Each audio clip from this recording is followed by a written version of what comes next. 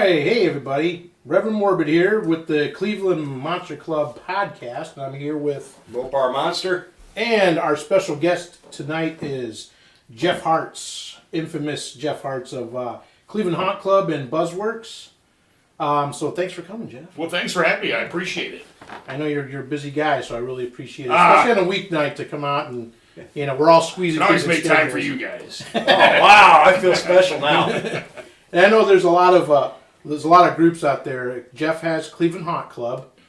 We're Cleveland Monster Club, and then there's also a Cleveland Horror Club.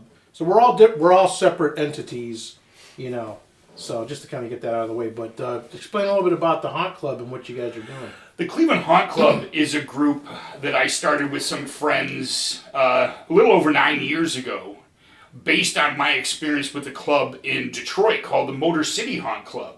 They've been around for going on 20 years, and it's a very organized, pretty busy club that they have monthly meetings and functions similar to what the Haunt Club does. And I started seeing my now fiancee Luna Romo, and she was a member of that club. She was in Ann Arbor, and when I would go up and spend weekends, we had a long distance relationship. I'm here in the Cleveland area in Bay Village at that time. And she was in Ann Arbor, and I would spend, a weekend up there. She would spend weekends here, and we would go to some of the meetings, and I just really dug it. I'm like, this is cool, get like-minded weirdos together and sharing ideas and creativeness. And so at the one meeting, I said, hey, guys, I'm going to steal everything you're doing here and take it back to Cleveland. They're like, yeah, that's great, do it, and they were really supportive. And essentially that's what we did is we just took everything back here. Nice.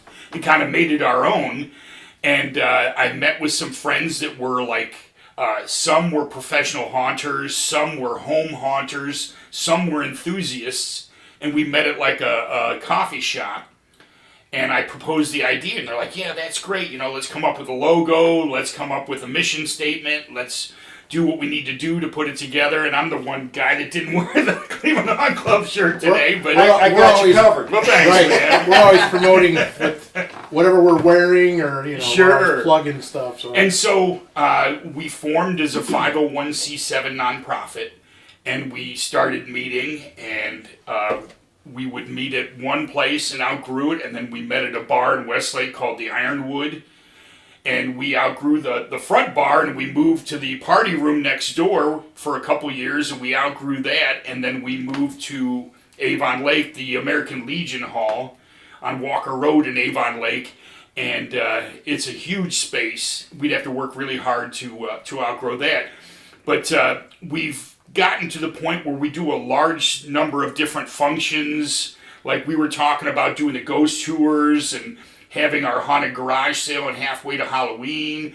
We do field trips and a variety of different things.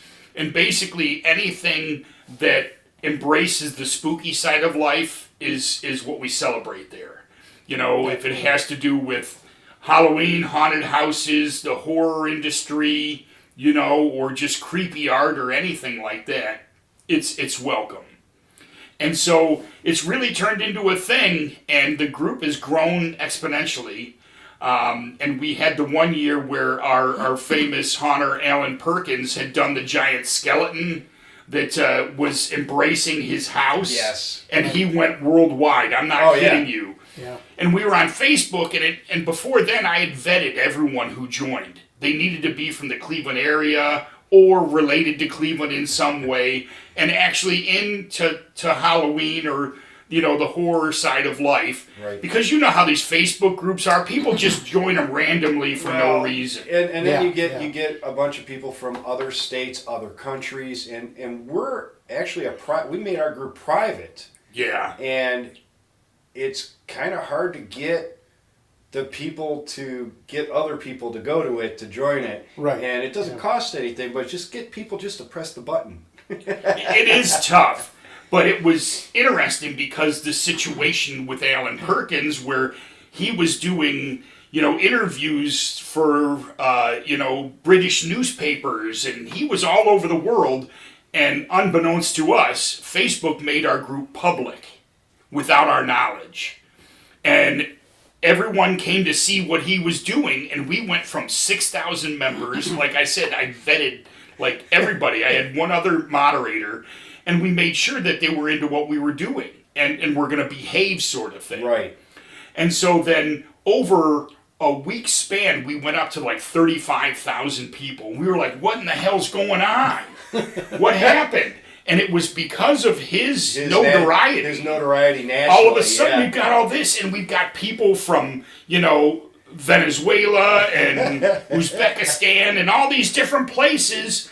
And then all this spam is on our page. Right. Because with all these random people comes the shenanigans. They're basically going to sell some crap that you're not interested in. We're really strict on our page now that we've created a new one, because our last one got torn down for supposedly violating things, and you get people that that's what they do. They just opt in. So I like having people from other countries. Believe me, I know there's spooky channels out there. Yeah. But it's really hard because, unless they have a really nice profile and they're answering the questions, we don't let them in. Just to protect us. You have to. Yeah. And so, we've got a nice following on Facebook, but you know how it is. Like, people who take the time to look at something on their computer screen or on their phone versus someone who will actually get up and go to a meeting or a function is very different. Yeah. Because, we put a lot of work into the different things that we do, and some meetings will have 25 people there, and other meetings will have 60 people there. It depends on content, what the interest is, And I try and shake it up to where we have like weekend meetings on a Saturday and other meetings are on a Wednesday. It was. Wasn't your meeting last week, or is it this week? It was. It was 2 weekends ago. Yeah, it was a couple Saturdays. We had Roger Miller came out and gave an amazing presentation on, special effects makeup. Basically, it was makeup 101, getting started, and different things that you can do. So we try and give a variety of different content and interest levels so that we're hitting, different people's hot buttons and maybe opening their eyes to something they may have been intimidated about before. The animatronic one was pretty cool. I wish I could have gone to that. That was on a weeknight. I'm like, I can't get up there. And, that's one of the coolest things about our club is that we've got such a variety of talented people who have all these different skills that we can tap. And we've networked with enough of these people who can do these amazing things, and they're willing to share it. That's the big thing that our goal is with our club, is to network and share information and grow as haunters and creepy people, so that we're more diverse and stuff. And that's one of the most things that I'm proud of with the Cleveland Haunt Club, is the diversity in our club and how much that we can provide our members the different things that we can do. Now, really quick, how did your two? Now you have your two main events. Mm-hmm. Halfway to Halloween, which is coming up in May. Yeah, the 24th. Okay. Yeah. And of course the infamous Hearst Cruisin'. I mean. Yep. Those are in Haunted Garage Sale, and that was the one it's going to be our 9th annual, and we started it out. It was in Cahoon Park in Bay Village, and we had 15 or 20 vendors. It was in an old community house building. It was a 150-year-old basic building, and we had vendors in there and then some on the road. And every year it grew bigger and bigger and bigger. And then we outgrew Bay Village. And I knew we were doing good when we had so many people, and the law director for the city of Bay Village emailed me, said, "Congratulations on your success. It looks like you've outgrown our location." Which was basically like, hey, way to go, screw you, get out. And so I worked for the city of Avon Lake, and I set it up to where we could have it at Weiss Field. And that was a great fit for about 6 months, until we decided to have Butch Patrick there, and it was not nearly big enough. We didn't have enough parking. We didn't have enough room for everybody. We basically broke the city of Avon Lake. Yes. And like I said, I work for the city of Avon Lake. Vending event. And that was our first. Yeah. They've been calling me Gridlock Jeff since then. And so this next year, here, it's going to be August 17th. It's a Saturday. We're having it at Crusher Stadium in Avon. And I've wanted to move it there, and I had the connection to the person who is the law director in this, or the safety service director at Avon. And he told me, hey, if you ever want to have it at the stadium, let me know. And I'm like, all right, let's do it. Really. You know, and that's all about connections. That's all about knowing the right people and making it happen. And I'm lucky in the fact that I do have that. And so we're going to be able to have as much parking as we would need there. Now, I say that now and watch us not have enough You're not parking. going to have enough parking. Because we got to have the hearse crews. So they're going to have the hearses outside the field. Yes. Correct? Yeah. So you're not going to let us drive on the field with the hearses. Yeah. What we're going to be is there's actually a nice road that goes to a cul-de-sac right in front of the stadium, and the hearses will be on that road. Nice. And So it'll no be more getting closed stuck and- in the mud. Yep. Right. And all those that went last year, and I'm still getting grief for the weather, Well, which it's is not not your fault. Yeah, you can't under help my that. control, but It you know, sucked. and that was still a great event. But we all showed. Yeah. Yes. It's still great. Yeah. We had a large number of hearses, we had a large number of vendors, all the food trucks still came, and the people still The came. band was still playing. It was raining and people were still showing up, you know? And so I think this will be a great fit for us. I think Crusher Stadium will work out really nice. So we're excited about that. And our Halfway to Halloween event has really grown. Yep. We're having it once again at the Medina County Fairgrounds. Yeah. It's a great indoor facility. For the vendors, it's an easy load in and easy load out. For the attendees, there's lots of parking, you know. And so it's just really, we've been very lucky with how these have gone. I've been a horror vendor for 24 years. I've done some really shitty shows, and I've done some really organized shows, and I'm pretty proud of the fact of how organized our shows are. Mm-hmm. So, it's really grown, and it's another thing that our group is proud of. Excellent. I know we were before we started to roll the film. We were talking about how I first met Jeff at the Fantasy nightclub in was it '99 or 2000? Whatever the CD came out as. Zombie Influx. Was it 2007 that they came out? The Zombie Influx. Maybe. It's been quite a while. 2009. You know 2009 it came You know, out. I bet. Why would I know I'm that? confusing Why you. why should I know that? The years are just starting to bleed together. I think I may have confused you with Midnight Syndicate. Midnight Syndicate. Yes. Because I did meet them. It was like '98 or '99 at the Fantasy. Yeah, I know Ed and Gavin really well.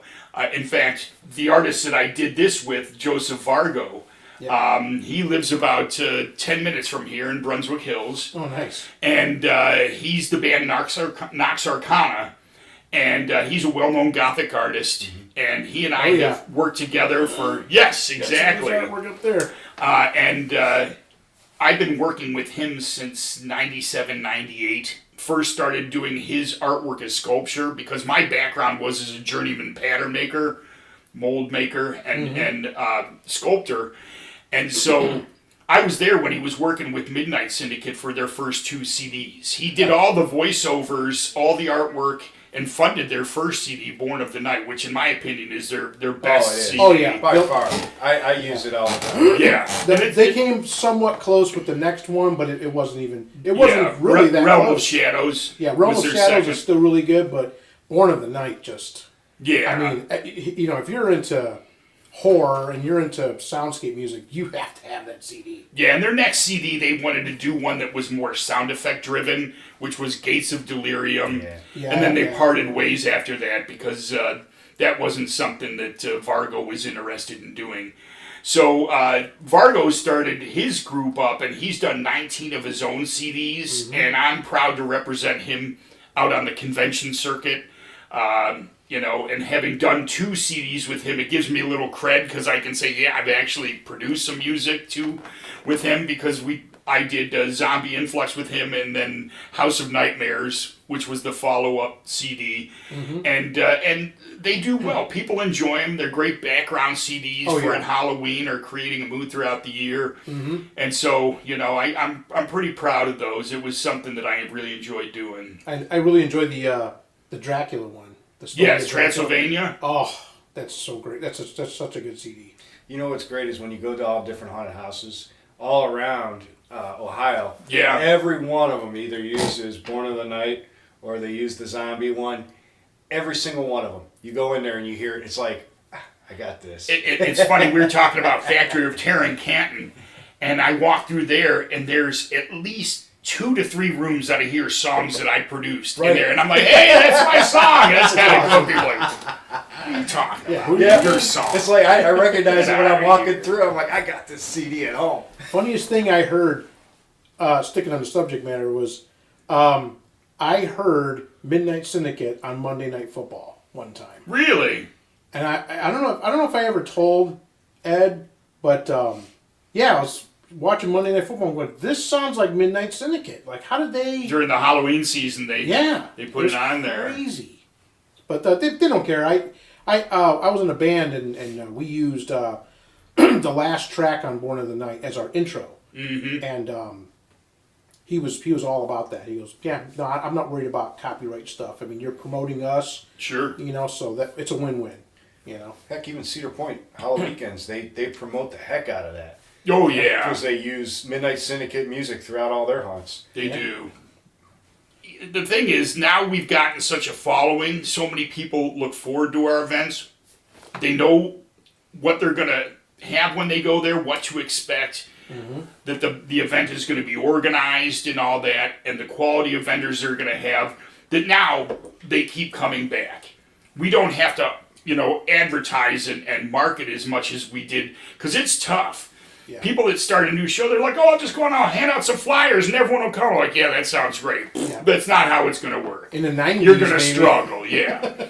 And it takes time because there's a lot of competition. You see these people that are coming up with these new shows and they disappear after 1 or 2 because it's cutthroat. These people, that do these shows, they take it very personally. And so, fortunately, we made it through that growing period to where now we have a following. People come from all over. We have vendors that are reaching out as soon as the other event is over. Well, when you're going to start taking it, because it's like, this isn't what we do. This isn't our income. This isn't our job. We're providing it as something for our members to do and for haunters to do. Just be patient. We'll have it available soon. So... It's been interesting and certainly worked out well for us, but definitely a learning experience. Off subject about, I know Cleveland Haunt Club is a club about, haunted houses and setting up haunts at your houses and all that stuff.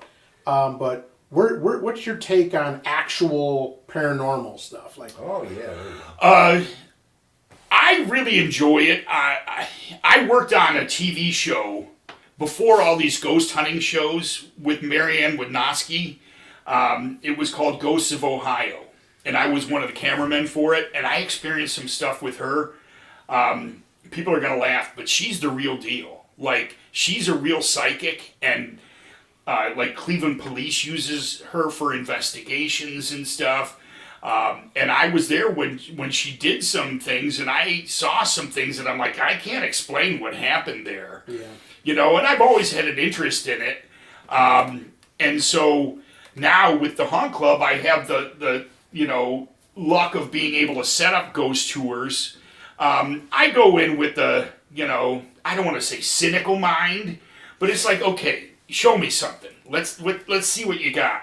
Yeah. But my fiance and I enjoy doing these ghost tours, and for our birthdays, I'll set up where we stay at different haunted motels and hotels, and we're lucky here in Ohio. There's a bunch of really cool ones. There's a lot of them, yeah, especially if you go up to Put Bay. Right. Or if you go south of Canton, the Spread Eagle Tavern is amazing. Really? It's like going back in time. There's a bed and breakfast down in Medina too. The Spitzer House. Yes. We did, one of the places we filmed for Ghosts of Ohio was there. Really? And we experienced something there because we would always show up before Marianne would. We'd set up the cameras, get the sound equipment going and all that stuff. And then she would walk in. And it was funny because the woman who owned the Spitzer House, she was all in period dress. She had a long dress on with a bonnet on where they would put the material, the fabric holding the hat on. Right. And the director of the show is like, well, you didn't have to get, dressed up like this. She goes, oh, no, anytime I do interviews about the ghosts, I always dress like that. We're like, all right, whatever, if that's what you want to do. That's your thing, go for it. And so we're getting all ready, and Marion walks in, and she looks right at the owner, and she goes, "Did you tell the ghost to behave?" And we were like, and she goes, "Yeah, I was riding on my treadmill, and I said, hey, you need to behave because Mary Ann's coming over." And she was like, "I don't like it when you warn the ghosts that I'm coming." And it was so strange. We were all like, because nobody told her that. And I don't see any reason why she would have lined it up with this woman to do that. Like, we weren't even filming at the time. And that was one of the things, and what I hear talking to a bunch of other people who have filmed these shows, everything happens when you're not filming, or you'll have a problem with your equipment, or your battery dies. Or I've actually had it happen where you record something and then you go back to look at the file and it's gone. Mm-hmm. Like it doesn't even exist. The file never happened. It's like, I know I was recording. And you get, electronic mishap with cameras anytime there's paranormal stuff involved, all the time. Mm-hmm. We were filming at this place on that same show at a place called the Body Works. It was on West 25th near the Hope Superior Bridge. Yep. Oh, yeah. Yep. A big old brick building. Yep. I know exactly which one you're talking about. And so we were getting set up there again. And my buddy, who was the director, who has since passed away, his name is Ed Cole. And he worked on the Ghoul Show. He was a director of the Ghoul Show. And he was well known in the TV game in Cleveland because he worked for Channel 19. He was a videographer for the Indians. He was pretty well known, but he was the director of this show that we were doing a pilot. And he walked down in the basement. He came upstairs and he goes, "Can you do me a favor and walk downstairs and let me know what you think?" And I walked down there, and it was the strangest thing. It was well lit, really old building. And you look down this hallway, and it was like tunnel vision. It was like there was this dark something.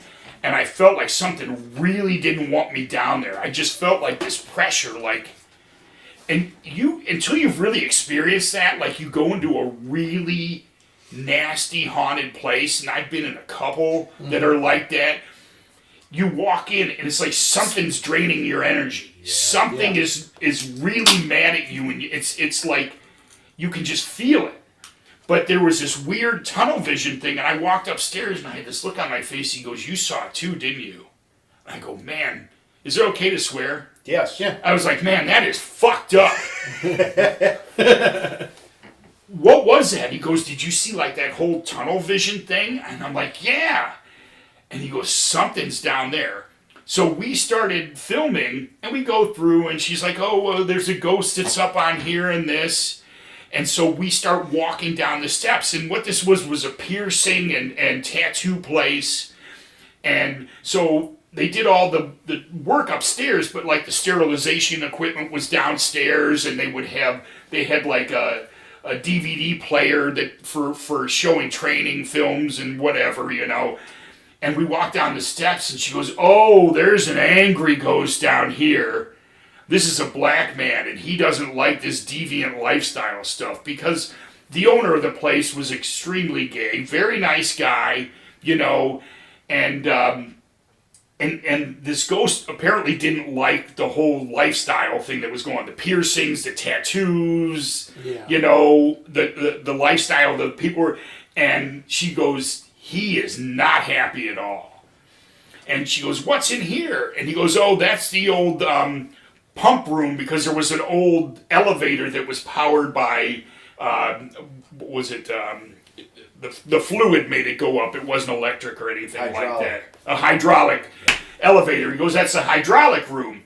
And she goes, "Can I go in there?" And he said, "Yeah." And she walked in, and something attacked her. Something scratched her leg. Now, she was wearing, what are those, capri pants or whatever they come to here. And she walked in, and of course, we weren't filming. Everything happened when we weren't filming, and something scratched her leg, and she came out, and I was watching her. She didn't scratch her leg, but she had these scratch marks and was starting to bleed on her leg.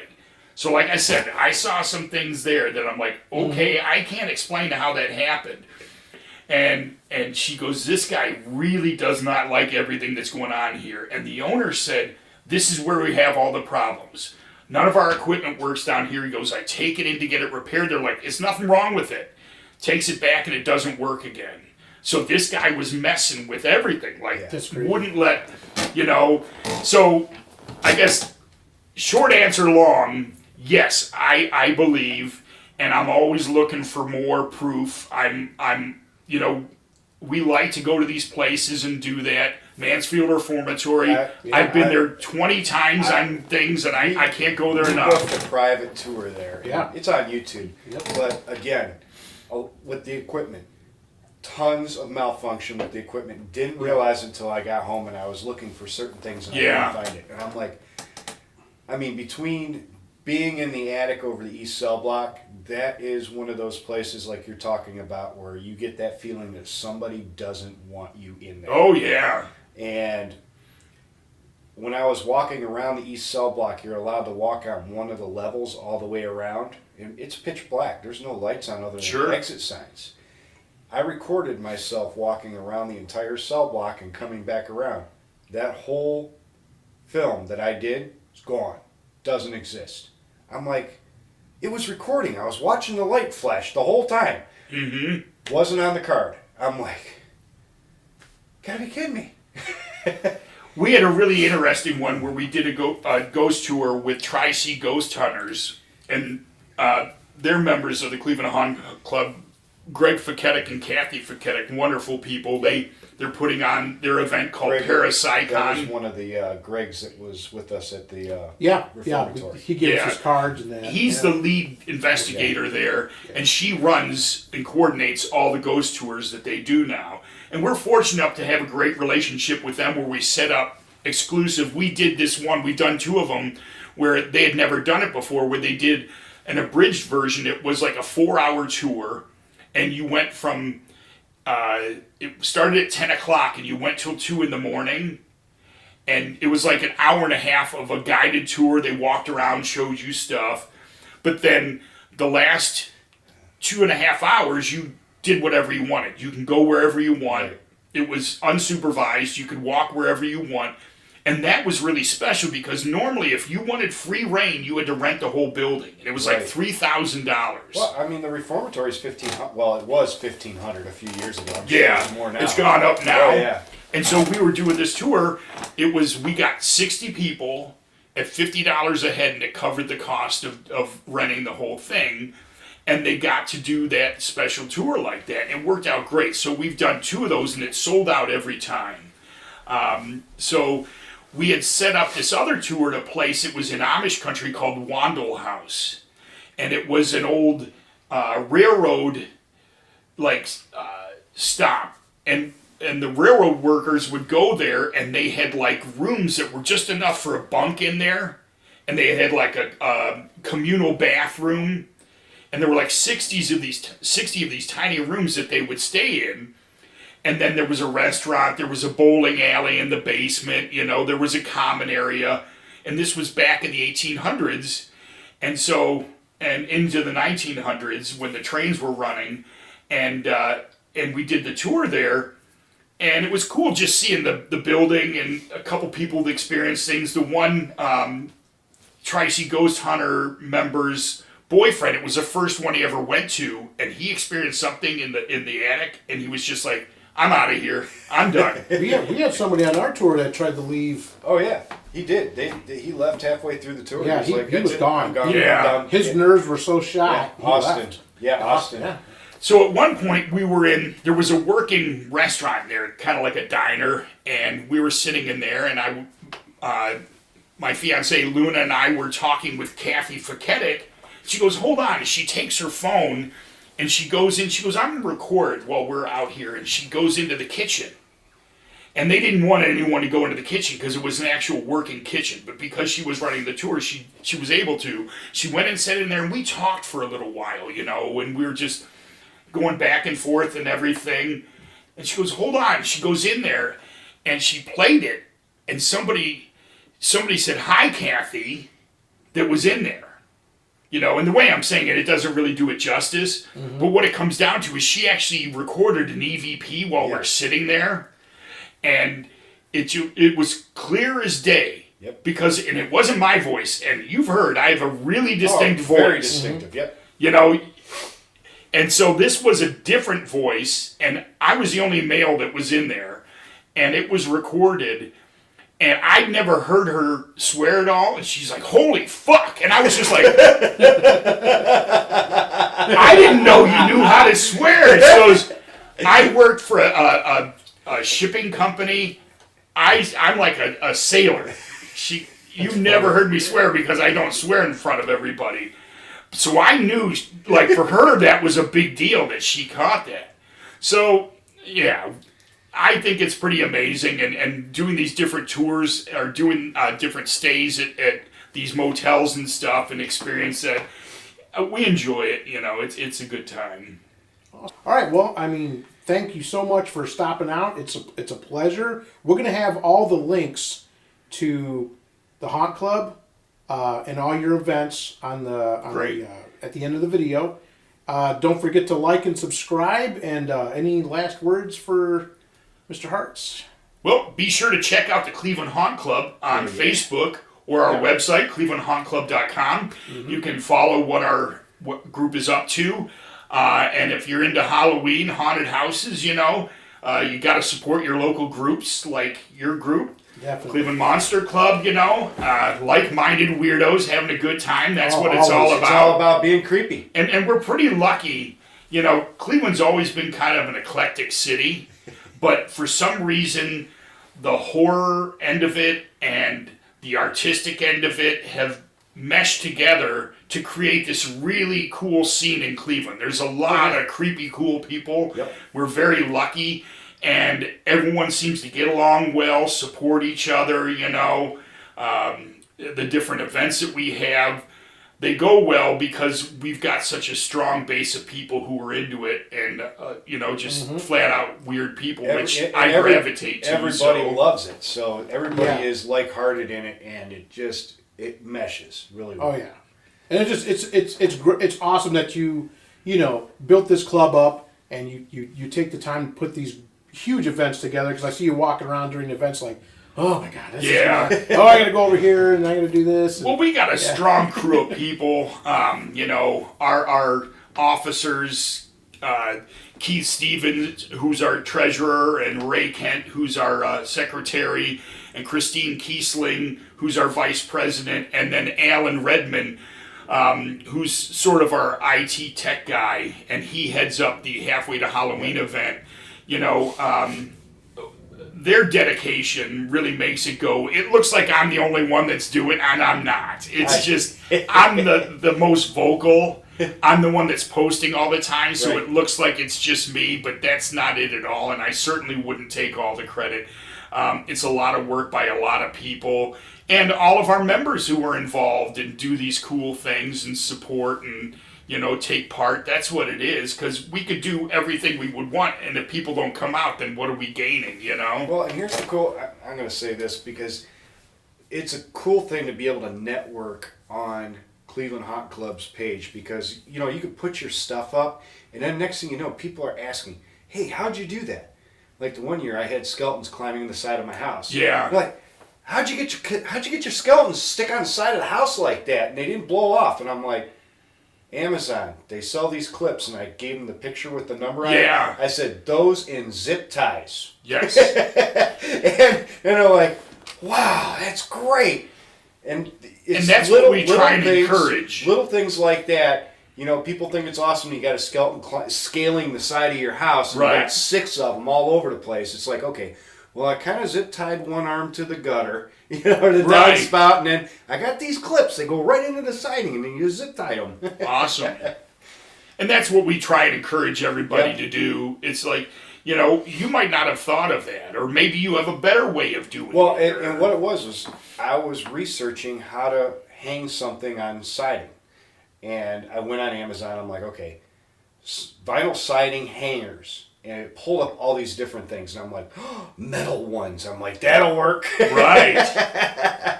That's cool.